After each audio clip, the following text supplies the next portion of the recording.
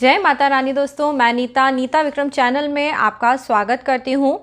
माँ जगदम्बा के नाम का जयकारा लगाएं। कमेंट सेक्शन में जय माता रानी एवं ओम नमो भगवते वासुदेवाय अवश्य लिखिए। दोस्तों, अधिक मास की समाप्ति हो रही है। आप सभी अधिक से अधिक पुण्य फल प्राप्त करने के लिए प्रतिदिन पूजन अर्चन करते होंगे, श्री हरि विष्णु का ध्यान ज़रूर करते होंगे। परंतु दोस्तों, आज अधिक मास का आखिरी रविवार आया है। रविवार के दिन पे आपको श्री हरि विष्णु को प्रसन्न करने के लिए विशेष उपाय करना चाहिए। इससे धन धान्य में वृद्धि होती है, माँ लक्ष्मी आपके घर पधारती हैं और आप करोड़पति लखपति बन जाते हैं। दोस्तों, जीवन में आप प्रतिदिन श्री हरि विष्णु का पूजन करते हैं, जिससे कि माँ लक्ष्मी आपके घर में वास करे। वहीं दोस्तों, संडे के दिन यानी रविवार के दिन छोटे छोटे कुछ कार्य करने से माँ लक्ष्मी की कृपा सभी पे होने लगती है, जिसमें सबसे महत्वपूर्ण कार्य है सूर्य देवता को जल देना। सूर्य देवता को जल देने से आपका आत्मा का ग्रह सूर्य मजबूत होता है। इससे आपको जीवन में मान सम्मान और सफलता अवश्य मिलती है। आप सभी को पता है, सूर्य देव को जल देने का विशेष समय होता है। इस समय पे जल देने से जीवन में कभी भी धन की कमी नहीं होती है। ऐसे लोगों को कभी गरीबी का सामना नहीं करना पड़ता है। साथ ही साथ जल देने वाले लोटे में कुछ विशेष चीज़ें अवश्य मिलानी चाहिए। यह लोटा तांबे का होता है तो विशेष फलकारक होता है। तांबे के लोटे में थोड़ा सा लाल रंग का चंदन, जिसे रक्त चंदन कहते हैं, इसे मिला के लाल रंग का पुष्प डाल के सूर्य नारायण को जल देना चाहिए।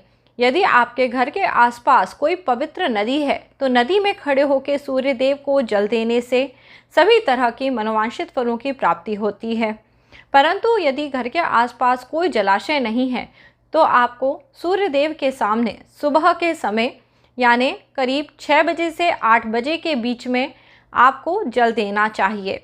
ध्यान रहे कि यह जल आपके पैरों पे न पड़े और इस जल को आप किसी बर्तन में इकट्ठा कर लें। बाद में घर के आसपास कहीं भी जहां मिट्टी हो वहां स्वच्छ स्थान पे इस जल को ज़रूर डाल दें।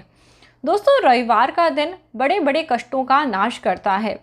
यदि आपको कर्जे के कारण तकलीफ़ है तो यह जो लोटा है जिससे आपने सूर्य नारायण को जल दिया है, इसमें लाल मिर्ची के बीज, सफ़ेद रंग के दोस्तों लाल मिर्ची के अंदर बीज होते हैं, इनको डालने से आपके कर्ज की दिक्कत दूर हो जाती है। कर्ज जल्दी चुकता हो जाता है, जीवन में सुख सौभाग्य बढ़ता है। जो लोग नौकरी के कारण परेशान हैं, वह जब सूर्यदेव को जल दें उस समय पे बहुत ही आसान है, गायत्री मंत्र ज़रूर बोलें। दोस्तों, गायत्री मंत्र बोलने से आपको शुभ फलों की प्राप्ति होती है, जीवन में सौभाग्य बढ़ता है। गायत्री मंत्र आप सभी को पता है, ओम भूर्भुवः स्वः तत्सवितुर्वरेण्यं भर्गो देवस्य धीमहि धियो यो नः प्रचोदयात्। इसी प्रकार से दोस्तों, आपको इस दिन पे विशेष कार्य करने चाहिए, जिसमें है गौ माता के निमित्त भोजन देना। संडे का दिन यानी रविवार का दिन माँ लक्ष्मी का वार होता है। इस दिन पे यदि आपने अपने घर में गौ माता को पाला हुआ है तो गौ माता को स्नान ज़रूर कराइए। जो लोग रविवार यानी संडे के दिन पे गौ माता को स्नान कराते हैं, उस घर से कभी भी लक्ष्मी नहीं जाती है। और यदि आपके घर में आपने गौ माता को पाला नहीं है तो इस दिन कम से कम आपको कोशिश करते हुए गौ माता को भोजन ज़रूर देना चाहिए। इस भोजन में लाल रंग का भोजन विशेष तौर पे फलदायी होता है, जैसे कि गुड़ को गौ माता को खिलाना चाहिए। और इसके अलावा गौ माता के लिए दवाई की व्यवस्था करनी चाहिए। यदि आपके घर के आसपास कोई गौशाला हो तो वहां जाके दान पुण्य करिए। गौ माता के चरणों के नीचे जो धूल रहती है उसको अपने घर में लाइए। दोस्तों, गौ माता के पैरों की धूल आपका कल्याण करने वाली है। गौ माता के शरीर के सभी अंग हमें देवी देवताओं का आशीर्वाद प्रदान करते हैं। परंतु जो लोग किसी प्रकार की मानसिक अशांति से गुजर रहे हैं, उनके जीवन में बहुत कष्ट है, उन्हें गौ माता के सींगों पे हाथ फेरना चाहिए। ध्यान रखिए, यदि संभव न हो गौ माता के सींगों पे हाथ फेरना, तो यदि आप मंदिर जाते हैं तो शिव जी के सामने जो नंदी बने होते हैं उनके सींगों पे हाथ फेरना बहुत अच्छा बताया गया है। इसके अलावा यदि आपकी इच्छाएं पूरी नहीं होती तो आपको गौ माता के पीठ का जो पीछे वाला हिस्सा होता है, जहाँ पूंछ होती है, जब भी गौ माता को भोजन दें हमेशा गौ माता के वाम भाग में स्पर्श करके उन्हें प्रणाम करना चाहिए। कई बार मैंने देखा है लोग बाग गौ माता को भोजन कराते हैं और उनके सर के बीच के भाग को सहलाने लगते हैं, परंतु इस तरह से गौ माता को प्रणाम नहीं करा जाता है। गौ माता जहाँ से पीछे की तरफ से दूध देती हैं, वही पीछे की तरफ पूंछ के पास वाले हिस्से पे हाथ फेरना चाहिए या उन्हें प्रणाम वहाँ जाके करना चाहिए। जो लोग बहुत बीमारी हारी से इस समय पे जूझ रहे हैं, वैसे भी दोस्तों कोरोना का समय चल रहा है, लोगों के जीवन में कई तरह की तकलीफ़ें हैं, उन्हें गौ माता की परिक्रमा करनी चाहिए। जी हाँ, आप किसी गौशाला में जाएं, वहाँ पे जाके आप गौ माता की परिक्रमा करें और उनके निमित्त थोड़ा सा गुड़ और एक रोटी प्रत्येक दिन आप दे सकते हैं। रविवार का दिन दोस्तों विशेष होता है, आपके शादीशुदा ज़िंदगी को भी यह अच्छा बना सकता है। जिन लोगों की कुंडली में सूर्य ग्रह कमज़ोर होता है, उनके ऊपर कोई भी आसानी से हावी हो जाता है, उन्हें लोगों की कई तरह की बातें सुननी और सहनी पड़ती हैं।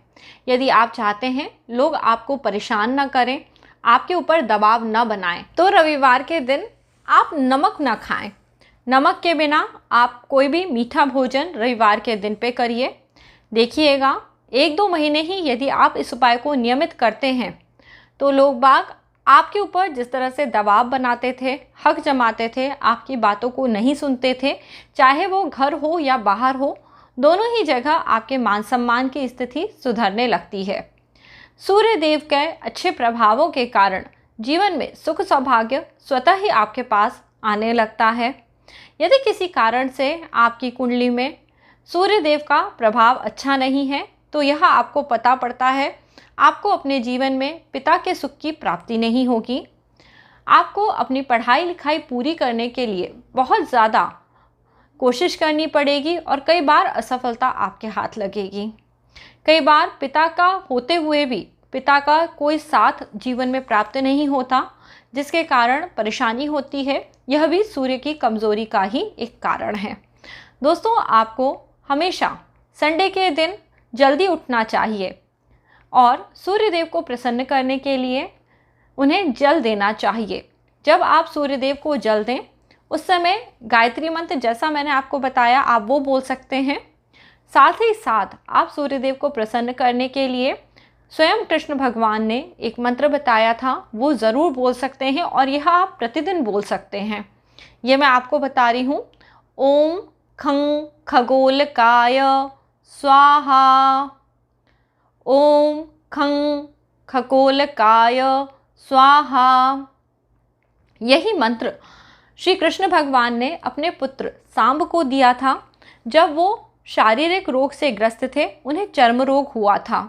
इस मंत्र की साधना करीब 3 वर्ष तक करने से सांब के शरीर का कुष्ठ रोग समाप्त हो गया और उन्हें राजपाट की प्राप्ति हुई। जीवन में सुख सौभाग्य और ऐश्वर्य भी प्राप्त हुआ। दोस्तों, हमारे भगवान, हमारे पूर्वज हमें कई इस प्रकार का ज्ञान दे गए हैं जिसका यदि हम अपने नित्य प्रतिदिन के जीवन में पालन करते हैं तो हमें बहुत ज़्यादा सुखों की प्राप्ति होती है। जैसा कि अधिक मास का था, अधिक मास में दान पुण्य करने मात्र से कई गुना फलों की प्राप्ति होती है। यह बात आप सभी को याद होगी। तो इस पूरे मास में अपनी इच्छा शक्ति के अनुसार, अपनी सामर्थ्य के अनुसार प्रतिदिन दान करिए। और संडे के दिन, रविवार के दिन दान करने के लिए आप इस दिन पे गुड़ का दान कर सकते हैं। इस दिन पे सूर्य देव के निमित्त लाल रंग की चीज़ों का दान कर सकते हैं, लाल रंग के कपड़े का दान कर सकते हैं और जीवन के घोर कष्टों से मुक्ति पा सकते हैं। तो इस प्रकार से सूर्यदेव का पूजन अर्चन करिए और अधिक मास के आखिरी रविवार के दिन अपनी सभी मनोकामनाओं को पूर्ण करने के लिए प्रयास करिए। और अब नवरात्रि का त्यौहार आने वाला है तो अपने घर में साफ सफाई ज़रूर करिए। इससे माँ लक्ष्मी प्रसन्न होती हैं, घर में सदैव वास बनाती हैं। तो दोस्तों, इस प्रकार श्री हरि विष्णु माँ लक्ष्मी को प्रसन्न करने के लिए जो छोटी छोटी बातें मैं आपको बता रही हूँ उनका ध्यान दीजिए और अपने घर में सुख सौभाग्य की कामना से श्री विष्णु भगवान को अवश्य प्रसन्न करिए। माँ जगदम्बा ने चाहा तो आपके घर में सदैव धन रहेगा, बरकत रहेगी, लोग आपका मान सम्मान करेंगे। आज का वीडियो यदि दोस्तों अच्छा लगा है, बातें आपको सही लगी हैं, तो इन बातों को अपने नियमित दिनचर्या में प्रयोग में लाइएगा। आपको बहुत बड़े लाभ होंगे। लोगों के सामने आपकी मान सम्मान और प्रतिष्ठा बढ़ेगी। और आज के वीडियो को लाइक करना, नीता विक्रम फैमिली के साथ जुड़े रहना। इसी प्रकार अगला वीडियो लेके बहुत जल्दी आपसे मिलूंगी। तब तक के लिए जय माता रानी। अपना ख्याल रखें, अपने परिवार के साथ सदैव खुश रहें, सौभाग्य को प्राप्त करें।